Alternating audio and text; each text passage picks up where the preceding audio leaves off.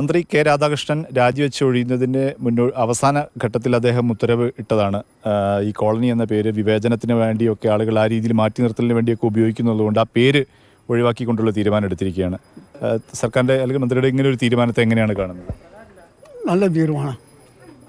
ഈ കോളനി എന്ന് പറയുന്നത് കുറേ മുൻപേ കോളനി എന്ന് പറഞ്ഞാൽ ഇപ്പോൾ ചുരുക്കി പറയുകയാണെങ്കിൽ ഇപ്പോൾ കോളനിയിലുള്ള ഒരു പെൺകുട്ടീനെ വേറെ ഒരു നല്ല സ്ഥലത്തേക്ക് കെട്ടിക്കൊടുക്കണമെങ്കിൽ അവർ വിചാരിക്കും കോളനിയല്ലേ, ആ ഒരു ഇതുകൊണ്ട് മാറിക്കിട്ടും. ആ പേര് കോളനി എന്നുള്ള പേര് പറയുന്നത് ഒരു ആളുകൾ മോശമായ വേറൊരു തരത്തിലാണ് എടുക്കുന്നത്. അങ്ങനെ അപ്പോൾ അതുകൊണ്ട് വേറെ നല്ല ഒരു പേര് ഈ നഗറോ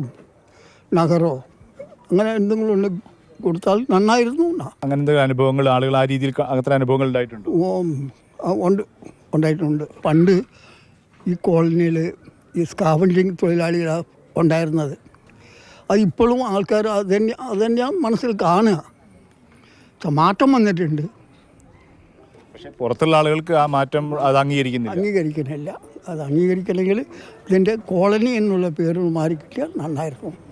ഈ പേരുമാറ്റം ഉണ്ടായി, പക്ഷേ ഇനി കൂടുതലായി മാറ്റങ്ങൾ എന്തൊക്കെ വേണമെന്നാണ് നിങ്ങൾക്ക് പറയാനുള്ളത്? പുരോഗമനം വരണം എന്നാണ് പറയുന്നത്. പഴയ ജീവിതം മാറിയിട്ട് പുതിയ ജീവിതത്തിലേക്ക് പോകണമെങ്കിൽ ഒരു പുരോഗമനം വന്നാലേ നടക്കുള്ളൂ. അത് എനിക്കൊന്ന് പൊതുസമൂഹത്തിൻ്റെ ഭാഗത്തുനിന്നും അങ്ങനെ ഒരു മാറ്റം വേണ്ട? ശരിക്കും തീർച്ചയായിട്ടും വരണം. പഴയ സാഹചര്യങ്ങളൊക്കെ വളരെ മാറ്റം വന്നിട്ടുണ്ട്. പക്ഷേ കോളനി എന്നുള്ള പേര് പലപ്പോഴും ഒരു ഭാരമായി നിൽക്കുന്ന സാഹചര്യം ഉണ്ടായിരുന്നു.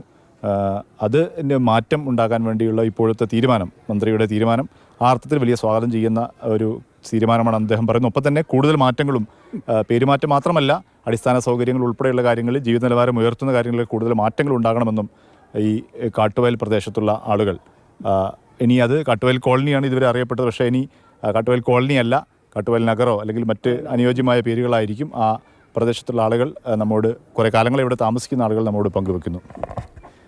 കിഷോറിനൊപ്പം മുഹമ്മദ് ഷഹീദ്, മാതൃഭൂമി ന്യൂസ്.